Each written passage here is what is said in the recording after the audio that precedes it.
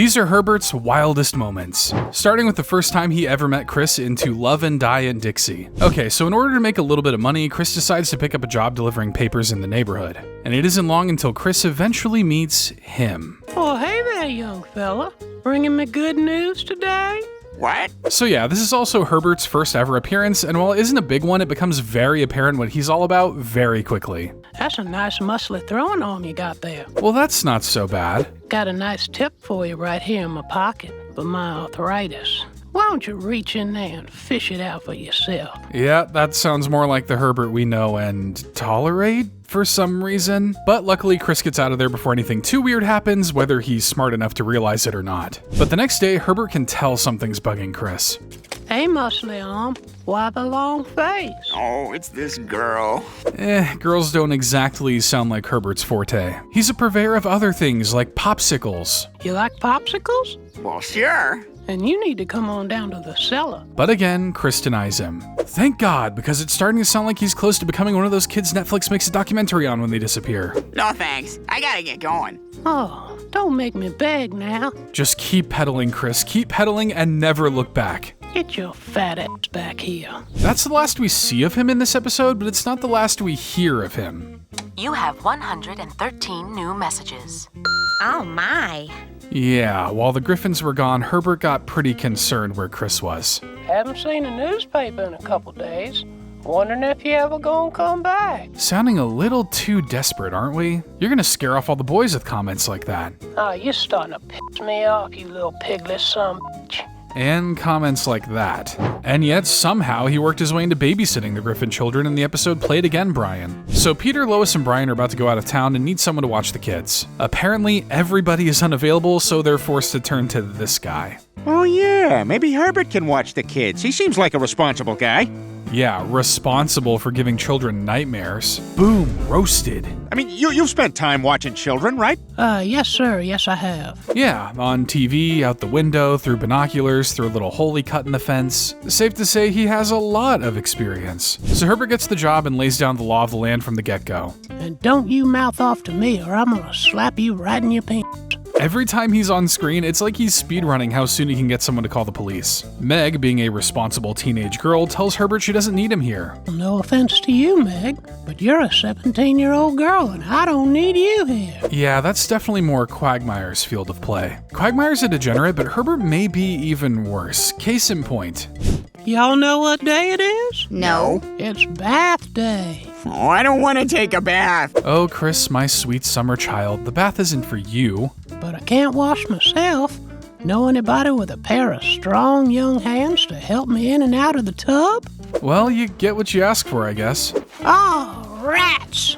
Well, the night ends and nothing too weird happens, though Herbert tries to rectify that by telling Chris a bedtime story.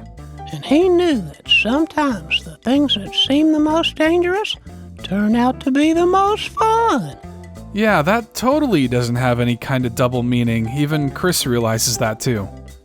Are you a pedophile? What could have possibly given you that idea? All those seasons of being catcalled and advanced on, and now you're figuring it out? You're very late to the party, my friend. Maybe it would have been more obvious if they didn't cut Herbert's All I Really Need Is the Boy musical number, which wouldn't see the light of day until the episode Brian and Stewie. Hard to imagine what that song could be about, right? But Herbert actually used his desire for Chris to help his grandniece get a date with him in Valentine's Day in Quahog. Love is in the air on the most romantic of holidays, and for some reason, Chris is going to Herbert's house. That can't be good. Yet when he gets to his house, a girl answers the door. I'm his grandniece, Sandy. Wow, my name is Chris too. But Chris is just here for his paper route money, nothing too out of the ordinary. Oh, hang on now, Chris. Your fly's up again. Thanks, Mr. Herbert. Yeah, thanks for looking out, you sicko. But it turns out Herbert isn't the only one with the hots for Chris. He's so hot.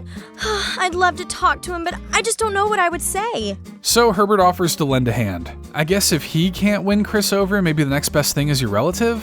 Aw, this creepiness disguised as kindness is why we love you, Herbert. Anyways, in classic teenager fashion, Sandy goes to pour her heart out to Chris through his window. Chris, I wanted to come see you because, well, I'm kind of a lonely old man. Oh, so really it's Herbert telling Chris how he feels through the mouth of his niece. Got us a real Cyrano de Bergerac here. That one's for the 5 of you who didn't spark notes your way through literature class.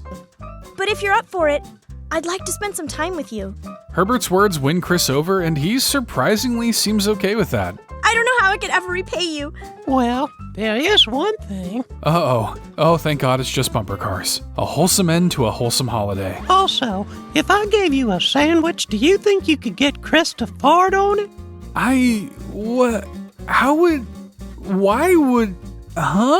Like, I guess that's not exactly the most evil thing in the world, but what the heck, man? Why are you making me think about a fart sandwich for the rest of the day now? But let's get our minds off that and back on his pursuit of Chris, like when Herbert got to use Chris for manual labor and eye candy in the courtship of Stewie's father. So Chris lands himself in this predicament with a poorly hit baseball through Herbert's window. Well, looks like the good Lord just sent me a conversation starter. I don't know, I feel like if that baseball was an actual sign from God, it would have been sent right between your eyes. Come here, Jesse. Come get the ball. Oh yeah, Herbert's got a dog too. I love animals, but come on man, that thing's pack legs don't work. Might be time to put him down, and while you're at it, maybe slip yourself some euthanasia as well. But anyway, Herbert uses this as an excuse to swing by the Griffins. It seems your son's baseball broke one of my windows the other day. Now Lois plans to take this out of Chris's allowance, but of course Herbert has a different idea. I could use a strapping young man to do some chores around my house. And wouldn't you know, the Griffins do have a strapping young man lying around the house. Well, strapping might be a little generous, if not an outright lie. You have damaged this man's property, and until you pay off the debt, you'll do whatever job he wants you to do. Honestly, that's maybe not the worst thing in the world. Everyone should learn about repercussions and responsibility at that age. Just not with Herbert. And at the end of the day, if you're exhausted and your face is dripping wet, well, that just means you did a good job. And now you gave Herbert some ideas. Good going. So the free labor starts with some leaf raking. Okay, nothing too weird, just some good old-fashioned yard work. You know, if you get sweaty and want to take your shirt off, that'd be just fine. Uh-huh, I'm just gonna keep 911 dialed on my phone for the time being, no particular reason. But Chris does get rewarded for his hard work as Herbert takes him to a nice dinner at the club. Well, I wanted to thank you properly for all your hard work. The two are photographed together and Herbert just can't help but start fantasizing about the life he and Chris are sure to share. You know, despite the very weird dream about them being married and having 2 children, I almost feel bad for Herbert, who just wants a quiet life with someone he loves. I did say almost, though, because again, this is a guy who's like 5 times Chris's age. Are you dead? We can only hope, Chris. We can only hope. And Herbert's hopes finally come true, and Chris moved in with them in the episode Criss Cross. So Meg and Chris are caught up in a feud where Meg is blackmailing Chris into doing her chores after witnessing him steal money from Lois's purse. We're not going to cover all that here, but if you want to know more about that, we do cover the whole episode in our Times Meg Griffin Deserved Jail Time video. Well, that's it. I'm not doing any more of your crap, Meg. With Meg threatening to tell their parents, Chris decides to do what every kid planned to do at least once. I'm gonna run away and no one will ever see me again. Yeah, I'll admit I did that as a kid too, but man, there's a lot of logistics to consider. How are you gonna get money? How are you gonna get around? Who are you even gonna stay with? Hopefully Chris has thought about these a bit. Do you mind if I live with you? Live with me? My goodness. Yeah, I'm gonna need you to think a bit harder than that, Chris. Well, despite his better judgment, Chris decides to go and live with Herbert. Immediately, the vibes seem to be questionable. Well, you had those 3 cups of NyQuil. You'll be down soon enough. But Chris doesn't really want to sleep. He wants to know about things like the meaning of life and about trying new things. All great things to discuss with your weird older neighbor who's slowly getting closer to you like a sleep paralysis demon. Luckily, there are ways to deal with that. Sorry. You really know how to waste a Cialis, don't you? Oh, so you only like his farts when it's done on a sandwich. You're a weirdo, Herbert, but you should at least be a consistent one. And things only continue to get strenuous with the new roommates as Chris makes a mess of Herbert's video collection. You can't blame a kid for wanting to get into film. Jeffrey at the park? Mikey's scoliosis exam? Nephew somersault compilation? I'd hang on to a few of those tapes, Chris. You can probably use them as evidence with the police later. Can we watch Lost Boys? I've heard of that one. Those are different Lost Boys. And something tells me that videotape is probably much scarier than a movie about vampires. But the final straw comes when Chris makes a mess of the house and doesn't get ready for their date. And why aren't you dressed? We're supposed to have dinner with Judge Maynard and Timmy. But Chris just wants to sit on the couch and play video games. It really seems like Herbert's created an idealized version of Chris in his mind, while the real boy's like most teenagers, annoying and childish. Chris, I think it's time for you to go. I can't believe it's the Predator having Chris escape from his own home, but love makes you do crazy things, I guess. So Chris leaves and runs into Meg, who apologizes for all the blackmail and stuff. The two return home together, and hopefully Herbert isn't too upset. We broke up! Well, maybe you can at least enjoy a nice dinner with that old guy and that child he's definitely not related to. Nope, nothing weird or disturbing to see here. But what is weird is the time Chris and Peter fought over his attention in Heiress. So Lois needs someone to mow the lawn. You'd think that'd be Peter's job, but he's got a 5-hour meeting with the couch and TV, it seems. Why can't Chris mow it? He's old enough. That's true, but that would still require Peter to be fatherly and teach him, but as we've already discussed, couch, TV, no mow. But Lois finally gets his butt out there to teach Chris. I guess the uniform for mowing the lawn is midlife crisis skateboarder. Something about Peter in shorts, I don't know, it just doesn't sit right with me. But there is someone who's a big fan of this look on Peter. Great Caesar's ghost! Chris and a chubby little friend? It's like in my dream! Yeah, so Herbert thinks Peter is just some random, portly kid and tries to rope Chris into bringing him over to mow his lawn. Sorry, Mr. Herbert, but I don't even want to mow this lawn. Looks like Herbert's gonna have to up the incentives. Would $600 a week change your mind? Yes? You know the old saying, $600 is $600. Chris is really living the dream, though it sounds like one wrong move and it could turn into a nightmare. So the father-son duo takes Herbert up on his offer. Not really sure how he doesn't recognize Peter despite having met him several times. A backwards baseball cap really does change everything. You're big for your age, ain't you, Peter? Yeah, doctor says I eat too much candy. Anyway, the boys are hard at work, so Herbert decides to reward them with a little snack. I've got some cookies and special grape juice for you. Come on and get it, Peter. How much you want to bet that's just a pitcher filled with NyQuil? Like a starved Santa, Peter devours all the cookies, leaving none for Chris. But Mr. Herbert, you always made the cookies with the large pill in the center for me. Good lord, hopefully this guy's house is blacklisted whenever it's time to trick or treat on Halloween. I thought I was your favorite. Yeah, that must be rough when the local predator finds a new boy to gaze at. Herbert actually feels kind of bad about this, which of course he expresses through song. His singing about being caught between two loves would actually be quite moving if it was anyone but Herbert. Loving both of you is breaking all the rules. And probably several laws too. But while Chris toils away mowing the lawn, Peter and Herbert are inside playing horsey. Do us a favor, Peter, and just snap his back right then and there. It's time you did all the work and I goof off with Mr. Herbert. Like hell it is! So Peter and Chris get into a very suggestive wrestling match. Clothes get torn, skin gets slapped, and Herbert might just explode from all this testosterone flowing through the room. I'm gonna pound your ass! You're seeming kinda cocky, and I hate cocky! Boo, cocky! Guys, please at least buy each other dinner first. Why are you being such a jerk, Dad? Dad! Yeah, are you blind? Actually, you're pretty old, you might actually be blind.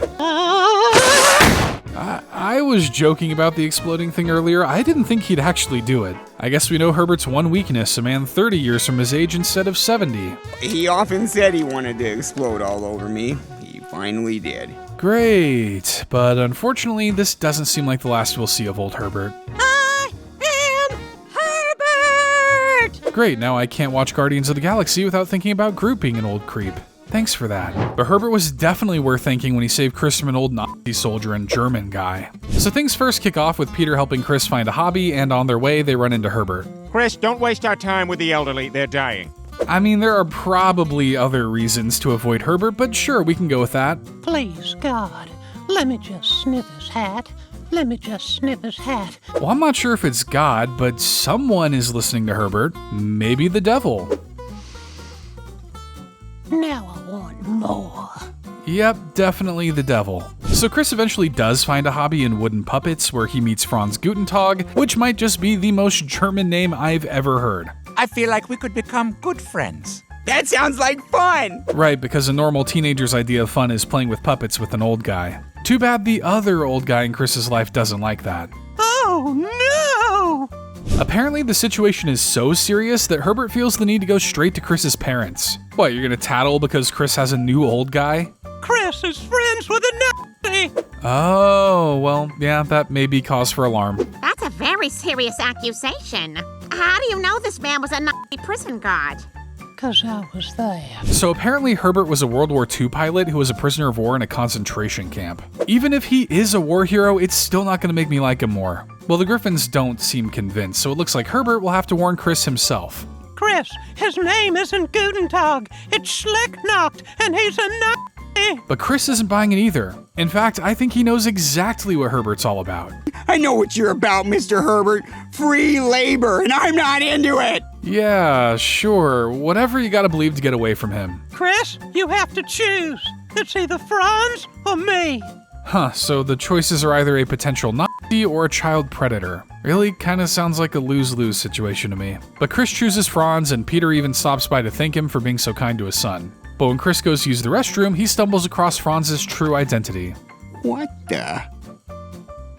Maybe German bathrooms usually have a bunch of memorabilia in them, and no toilet. So now you know the truth. To keep his secret a secret, Franz decides to lock Chris and Peter in his basement.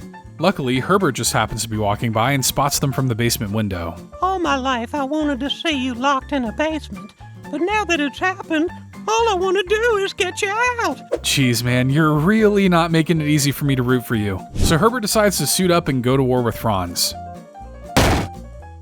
I'm here for the boy. The two engage in an epic showdown, very, very slowly. They'll get there eventually, maybe. Okay, they do eventually make contact and start slapping each other around. Okay, maybe epic was a bit too much to describe this. It's kind of putting me to sleep. Them too. Wake up, we're fighting. Where am I? After what feels like 2 entire eternities, the fight spills outside and Franz meets his end thanks to every old person's worst enemy. A 2-inch high step. Well, now that whole ordeal is over, Herbert frees Chris and Peter. If only I had listened to you, none of this would have happened. You were my real friend all along. I wouldn't go that far, Chris. He did save you, but this is really more of a lesser of two evils situation. But it wasn't the only time you saved Chris, as Herbert did fight a demonic tree to save him in Petergeist. Okay, so the Griffins have a little ghost problem. Any guesses on who's responsible for that? Peter, I'd put that back if I were you. You may be disturbing a sacred burial site. Well, if there's one thing we know about Peter, he's nothing but respectful to other cultures and the dead. Peter, are you peeing in that skull? Skulls don't have anything under the jaws, so wouldn't the pee just be pouring onto the floor? I don't think you can just pin this one on Brian this time. Yeah, so Peter's desecration of the remains starts making some freaky stuff happen. Stewie gets pulled into another dimension, Peter's face melts off, and Chris sees true evil at the end of his bed. I wish that scary-looking clown at the end of my bed would go away.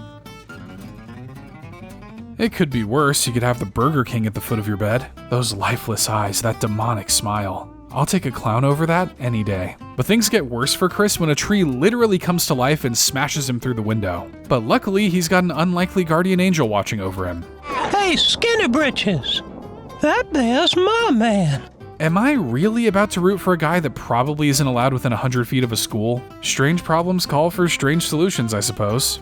You shall not pass. Well, he's no Gandalf, but he's trying. So Herbert can open up the ground and create a passage to hell, apparently. I mean, he's probably going there soon anyway. Wouldn't be surprised if he's already picked out a house. And so Herbert and the tree falls straight into the center of the earth. A heroic sacrifice from a not-so-heroic man. Well, maybe I'd feel better about it if Herbert actually died, but that's not actually the case. So no hard feelings? Nah, let's just put it all behind us. Huh, the tree seems chill. Maybe they have similar hobbies. I mean, he did try to steal a child from his bedroom. He's probably living Herbert's dream. Are you a giving tree or a receiving tree? Look, I can't see how many rings that tree has, but he's probably older than Herbert. Wait, why am I going to bat for a guy like Herbert, or a tree for that matter? No wonder that line was cut from the episode's original airing. Man, this video's got me all backward. But let's get back on track with a rapid fire of smaller moments of Herbert just being Herbert. In Padre de Familia, he does a nice little rendition of God Bless the USA for Veterans Day, which is made infinitely weirder by the accompaniment of a children's choir. But then he goes and makes it even more disturbing. Anybody want to see my Purple Heart? Even if you don't know what he's talking about, it still sounds terrible. In North by North Quahog, he disguises himself as a teenager to get into a high school dance to flirt with boys. Hey, it's convincing enough to work on Brian. That is one ugly 8th grader. You don't want to hurt yourself dancing. He pretty much looks like that "How do you do, fellow kids" meme. He uses a ladder to spy on Chris while he's dancing with his shirt off in Brian the Bachelor. Look at those eyes. Those are the eyes of an absolute menace. Well, he ends up enjoying the show a little too much. Too bad it didn't kill him. When Brian goes around asking neighbors to sign his petition to legalize gay marriage, everyone seems to turn him down, including people you probably wouldn't expect. You get off my property, you pervert. Good cover, Herbert. Nobody suspects a thing. Also, whose house is that? Because that doesn't look much like the house he's usually in. Is this a simple animation oversight or something deeper? Probably the former, but I'm still gonna go all tinfoil hat on this one. With little to no police around due to Mayor West deploying them to the jungle and barely legal, Peter's having too much fun breaking the law. Started a lovable gang of Cockney pickpockets. But Herbert doesn't seem to mind all the hands rummaging through his pockets. I hope you don't find the money strapped to my thigh. He's the one getting robbed, and yet I think he's the one that should go to jail. In Hannah Banana, Chris tries to capture footage of the evil monkey in his closet, but actually ends up recording something else.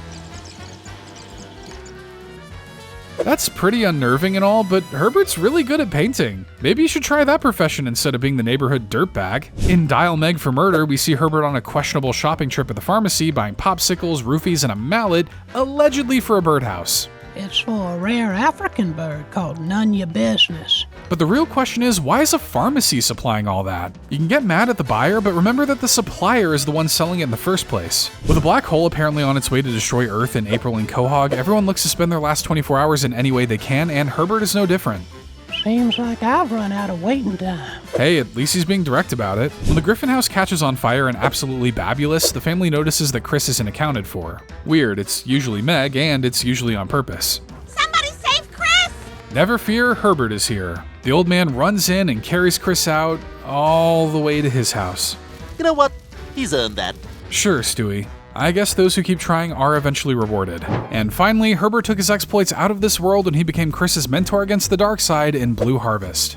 So when the power goes out of the Griffins, Peter decides to tell them a classic ancient tale. This is the story of Star Wars. Hey, 1977 does feel like ancient history now. A long time ago in a galaxy far, far away, a young boy named Luke was living on the desert planet of Tatooine. And just a heads up, I'm gonna assume you know the story of Star Wars and don't need the whole thing spoon-fed to you. If you haven't seen it, then congrats on waking up from your 50-year coma. Tell Uncle Owen not to tell you that your father is Darth Vader.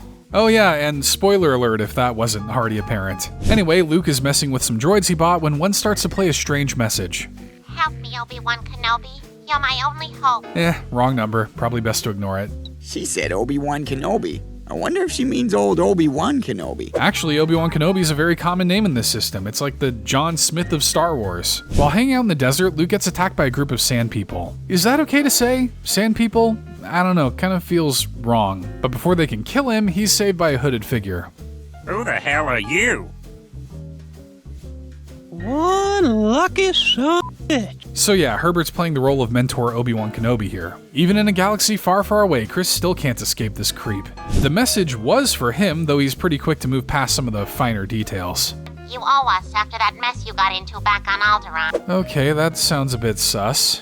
And we paid to keep the families of those children quiet, so... Oh yeah, this sounds like a guy you can trust. Anyway, Obi-Wan invites Luke to join him on his mission, promising to teach him how to use the mystical power of the Force. It surrounds us. It penetrates us. Now that I think about it, I wouldn't want this guy teaching me about forcing anything. To find a ride, they decide to hit up a bar filled with all kinds of creatures, and Coach McGurk from Home Movies for some reason. Hi, my sexy friend and I are looking for a ship to take us to Alderaan. Luckily, they managed to hitch a ride with Han Solo and Chewbacca in their ship, the Millennium Falcon. What a piece of junk! Thank you, this was my brother's. He died of leukemia. Before they can make it to Alderaan, their ship is caught in the tractor beam of a large moon-like ship. The pull is too strong to fight, but luckily Obi-Wan knows a few alternatives to fighting. Like getting the hell out of here! No, just kidding. Yeah, getting captured by space Nazis definitely seems like a good time to be joking. Once they're boarded, the gang manages to disguise themselves as stormtroopers to sneak through the base. Obi-Wan splits off from them to destroy the tractor beam, but not before telling Luke how he really feels through, you guessed it, a musical number. Oh, I had the time of my life. They really like giving Herbert songs to sing, don't they? I'd be alright with that if his voice didn't sound like a 100-year-old whistle. And I owe it all to you. Also, they spent like one day together going to a bar and then getting captured. That was really the highlight of your life. You gotta get out more, man. But while sneaking around, Obi-Wan runs into his archenemy. So, Obi-Wan, we meet again. Ironic, considering in most cases he would have loved running into a young, unattended child. Regardless, the two decide to have a lightsaber fight. Uh-oh. Your powers are weak, old man. Don't worry, I think they have pills now that can help with that. Obi-Wan! Boy, you got here just in time. Do we need to censor that? Who cares? Darth Vader ends up killing him anyway. Never understood why he just disappears like that either. Oh well, at least he's in a better place. Hell is probably where he'll end up because the Christians don't look too kindly on the whole Force thing. But that's not the last we hear from him, as when Luke is assisting with the assault on the Death Star, Obi-Wan's voice starts ringing in his head. Use the Force. Force that thing in there.